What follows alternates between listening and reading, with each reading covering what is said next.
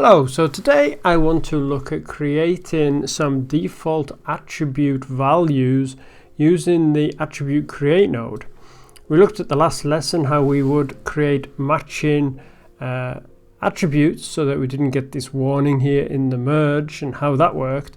But today I want to remove these, so let's remove these color values, and instead I want to create this color value, this color attribute using the attribute create. So let's do that instead. There's my attribute create. Let's add that in. I'm now getting a mismatch already. I haven't even named this yet, so let's name this to CD. I've got my color. And okay, that's looking good. Let's go there. What is this warning I'm getting? Let me just check. It says unexpected at least 3 values. All right. Oh, that's unusual. I didn't know that would come up like that. But anyway, so it needs 3 values. Now remember what we did last time when we created our color. We had this point value and we made the float a size of 3. 1, 2, 3. All right, now my little warning's gone because it's recognized that I need RGB, not just 1. Now I could, in theory, use this as size 1, and when I change this value, it will change just it in grayscale instead, because there's only 1 value there. So it's basically adding that value to all 3 components.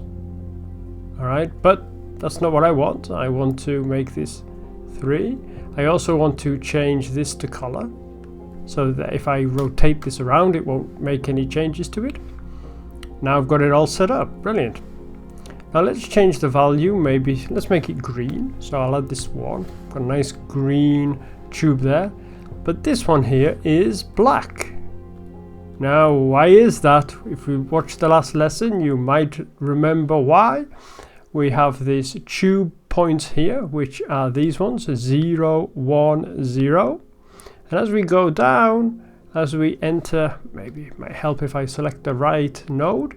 As we go down, we'll notice that from here, we are starting to get the points from the sphere. Here, the sphere. Shut up, Ian. All right, so this goes 0, 0, 0, all the way down. So that's why I'm getting black.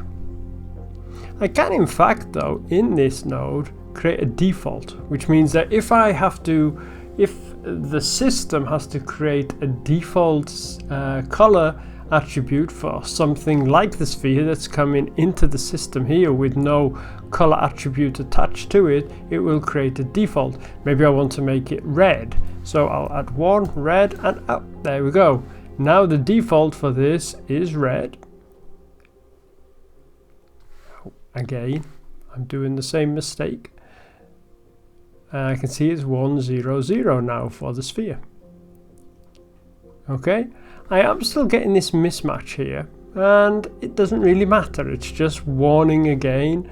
Oh, you know, you're getting something coming in here and it doesn't have a color attribute attached to it. But that's okay. I've set my default here, and my default is making sure that this goes red. I might want to have it a different color, in which case I would need to add an attribute here and change that color. In fact, maybe let's do that.